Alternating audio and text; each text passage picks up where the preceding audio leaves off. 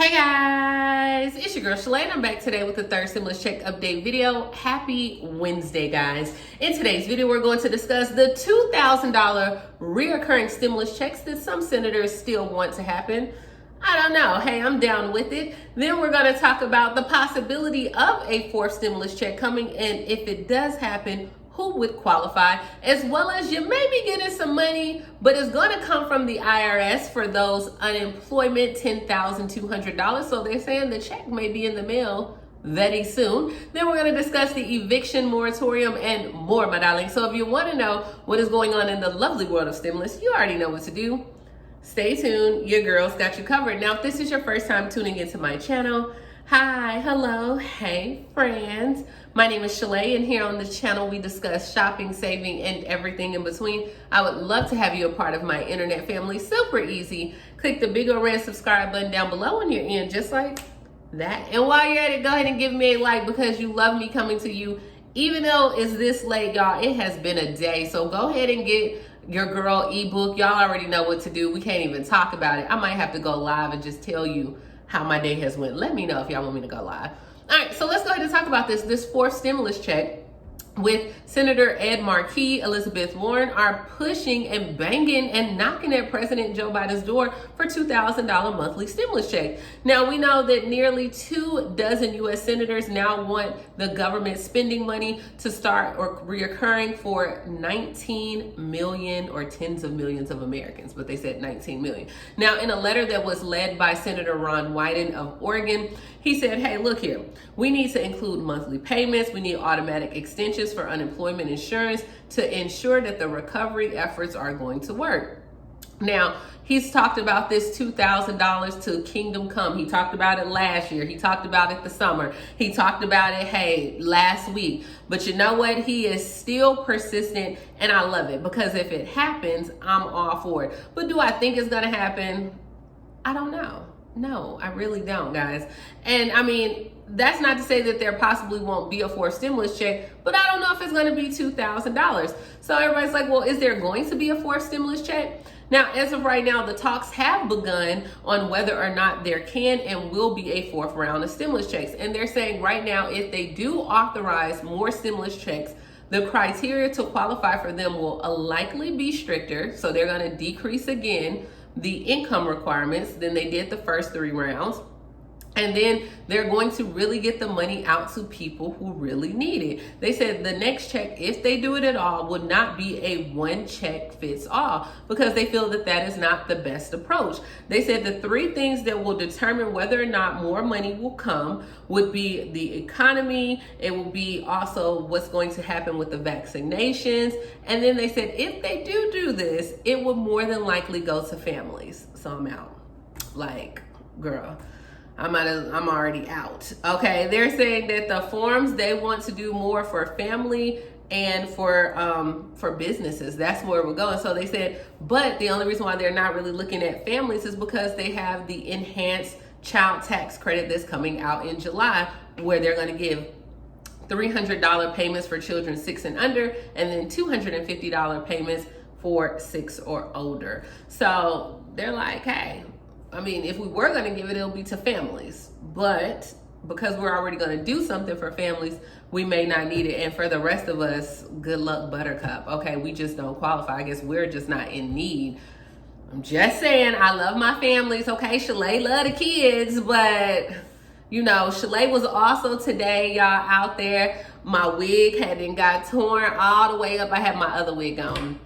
My car battery stopped at work. That's why I'm so late, y'all. The car battery stopped. I had to push my car out. You should have seen me. It was just rough. By the time it was over, my wig, I can't even turn this one. My wig was at my eyebrows. Child, I was just so tired, and I still had to go to AutoZone. All right, so I mean, I could use another stimulus. That'll help pay for my battery. But moving along, don't forget all my Social Security recipients. Y'all will get y'all third stimulus check next week. They have it going out on April 7th, with they're saying that more than likely your payments will hit the accounts this weekend.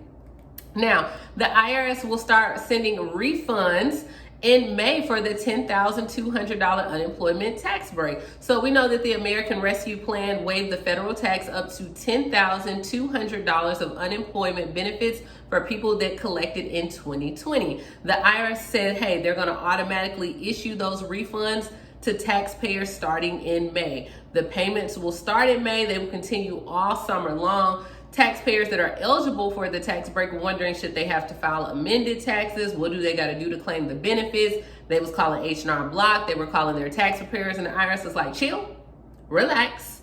You're going to get your money. They did not say if they were going to go by alphabet. They did not say if they were going to go by state. They just said, hey, look, you're going to get your money. Because the change occurred after some people filed their taxes, we will take the steps in the spring and summer to make the appropriate change to their return, which may result in a refund. The first refunds are expected to be made in May and will continue into the summer. They didn't say how they were going to be processed. I'm just thinking that the way that you filed is more than likely the way that they'll be processed. Don't know that to be true. You may get a check. Just check all mail. Just do that for me, okay? Because you never know. At this point, you can get a check for whatever, okay? At this point.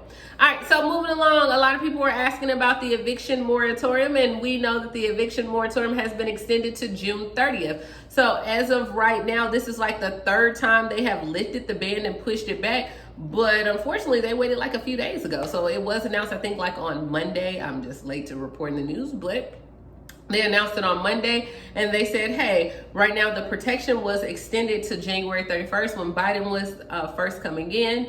And then they said, hey, his administration extended to March 31st, and now they're going to extend it to June 30th on there as well. So if you are having issues with non-payment of rent, on there, and I think they said like almost 55% of people did not have the money to pay their rent for March.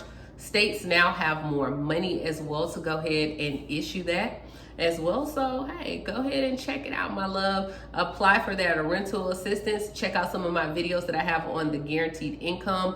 Apply for that as well. But do what you got to do, my love. All right, so moving along, if you are in Atlanta wants to pay teachers or substitute teachers an additional $500 hiring bonus. So the Atlanta public schools are trying to recruit substitute teachers by offering this $500 bonus for those that are willing to teach in person. Now, is it worth it? I don't know, but $500, you could do a lot, okay? You're a substitute. Hopefully they don't call on you that much, right? And I wonder how many days do you have to work as a substitute? Like, can they call you and say, no, I can't come in today? You're a substitute. But the new incentive aims to build up the district substitute teacher workforce during the pandemic. Many districts struggle to fill the classroom vacancies when teachers are in quarantine and cannot come back to work. So they have about $25,000 that's going to be budgeted to this program. In addition to the $500 bonus, they said substitute teachers make $115 a day. That's 1, 2, 3, 4. That's $500, okay, almost $600 if you work for the week. Alrighty, and for those who want long-term positions, you would make $140 per the day, and that's if you're certified. If you're not certified, you make about $90. But what, 600 times 4, $2,400? Not bad if you worked the entire 5 days, but one thing I know, a lot of people, when I was in college, and a lot of people that just trying to figure out life, I always urge young people to become a substitute teacher. If you want to start your business, you want to do it, you got a little money coming in, but when you don't want to work, you don't have to go in, right? And then you could just have a little coins in your pocket. All right, so there was this interesting article right now. A lot of people are asking about the student loan debt, and they need the student loan debt, and when is it going to happen? And we know that Biden right now is canceling the debt for people with permanent and total disabilities. That's already been done. There's so many articles regarding that. But a lot of people say, hey, when are we going to get the $10,000? Now, according to this article, they said that instead of the student loan debt, they need to be taking care of seniors. They said, hey, why are we talking about paying off student debt? What is a wonderful idea to help all the young people that are embarking on their new journey. However, should the government pay those debts? Will this teach our young people nothing is free except for freedom itself? Many of the students that have the student loan debt receive degrees, which could lead to good paying jobs. But there are many homeless people and starving families that need help. What about giving the money that was going to be allocated for student loan debt and give it to those who lost businesses or people that are being evicted or can't pay their mortgage, or help the elderly that cannot work, because a lot of people have lost everything because of this pandemic.